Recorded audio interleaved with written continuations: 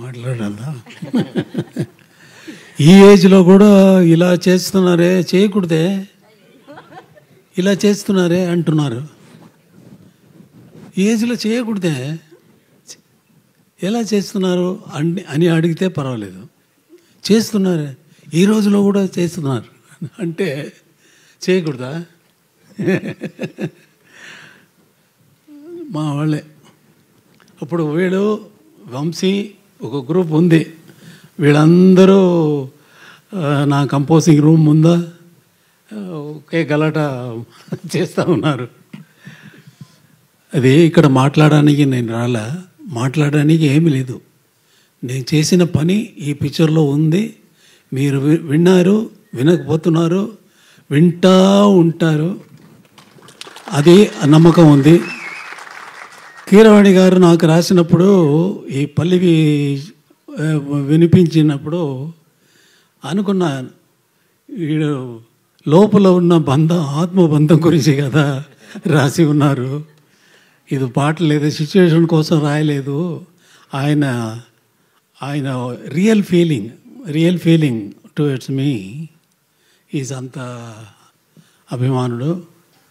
చాలా అది ఎప్పుడూ మారలేదు, ఎప్పుడూ చేంజ్ అవుతుంది. ఒక స్టేజ్ వస్తే కొన్ని పిక్చర్ బిగినింగ్లో మ్యూజిక్ చేసేదానికి ముందు ఈజ్ ద ఫ్యాన్, అంతే కదా. ఫ్యాన్గా ఉంది, తర్వాత పిక్చర్స్ వచ్చి పిక్చర్లో మ్యూజిక్ చేసి మ్యూజిక్ వల్ల పాపులర్ అయ్యి అయితే స్వభావం మారిపోతుంది. మారిపోవచ్చు, మారలేదు. ఆ రోజు ఎలా నాకు కనిపించారో first time I saw him in my room, composing room, ఎలా చూసానో అలాగే ఉన్నారు. ఒళ్ళుగా అది పర్వాలేదు. మనసు కదా, మనసు వల్ల కదా మనం మనుషుడు అయ్యాము కదా. అలాగే ఉన్నారు, అలాగే ఉండాలి. దేవుడు ఈ పిక్చర్కి ఆశీస్సులు అందరికీ, దీంట్లో పనిచేసిన, ఈ పిక్చర్లో పనిచేసిన అందరికీ లాంగ్ లైఫ్, ఫేమ్ అని ఇవ్వాలని కోరుకున్నాను, అంతే. Thank you sir. సార్ ఒక్క ప్రశ్న సార్, అదేంటి అంటే మామూలుగా మాకు ఏ సందర్భంలో అయినా ఇళయరాజా గారి పాట పెట్టుకుంటే చాలా అద్భుతంగా అనిపిస్తూ ఉంటుంది. మనకి ఎలాగో Q&A సెషన్ ఉంది సార్ మీడియాతో. ఒక ప్రశ్న Q&A ఉంది సార్, నాకు ఉంది. ఓకే, ఒక ప్రశ్న సార్. ఇళయరాజా గారు లాంటి సంగీత దర్శకుడు ఇచ్చిన పాటల్లో ఇళయరాజా గారికి నచ్చిన పాట ఏది? మీకు బాగా, ఇన్ని వేల పాటల్లో మీకు బాగా నచ్చిన పాట ఏది? ఫేవరెట్ సాంగ్ అంటాం కదా సార్, అలా ఒకటి రెండా వేలు ఒకటనా రెండనా? నాకు ఇష్టమైన కాదు, నా వల్ల వచ్చింది కదా. నాకు ఎంత మ్యూజిక్ తెలుసు అనేది ముఖ్యం కాదు. మ్యూజిక్ నాన్న గురించి తెలిసిపోయింది కదా. రాను ఎలా వస్తుందని నాకు తెలీదు,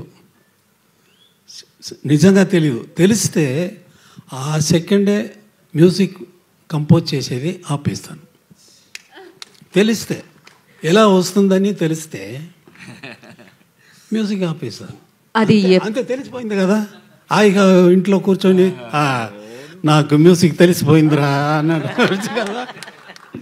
అలా లేదు, తెలీదు, ఎలా వస్తుందని తెలీదు సార్. అయితే ఈ విషయం మీకు ఎప్పటికీ తెలియకూడదు అనుకుంటున్నాను నేను, ఎందుకంటే మీరు ఎప్పుడు పాటలు ఇస్తూ ఉండాలి మాకు. దేవుడు నీ కోరుకో.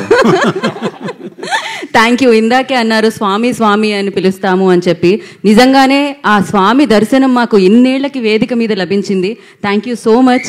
సో మీ పాట ఎప్పటికీ మాతోనే ఉండాలి అని మనస్ఫూర్తిగా కోరుకుంటున్నాము.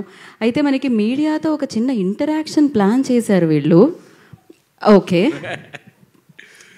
యా, కాదు సింపుల్ గా సింపుల్ గా సార్ సింపుల్ పాట గురించి షష్టిపూర్తి గురించి సుమ్మా ఏదో లైట్ అంత మాదిరి అలా మాట్లాడే వాళ్ళు నేను కాదు కదా,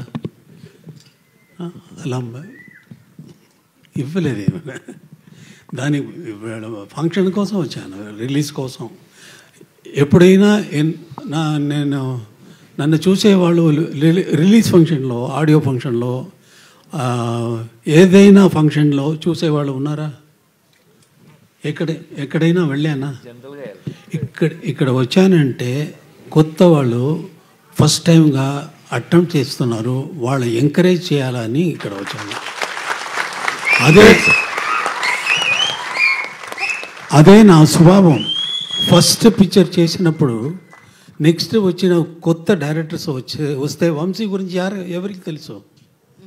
నాతో వచ్చారు యంగ్స్టర్స్, వస్తే వాళ్ళని ఎంకరేజ్ చేసేదే నా స్వభావం అయిపోయింది. అలాగే భారతి రాజా వచ్చినప్పుడు భారతి రాజా కాదు, నాతో వచ్చినప్పుడు భారతి రాజా కాదు, మణిరత్నం కాదు, వంశీ కాదు. ఇప్పుడు ఇలాంటి ఎన్ని డైరెక్టర్స్ చెప్పాలా? మణివണ്ണన్, నివాస్, మనోబాల, అదే వాళ్ళ కోసం నేను వచ్చాను. కాబట్టి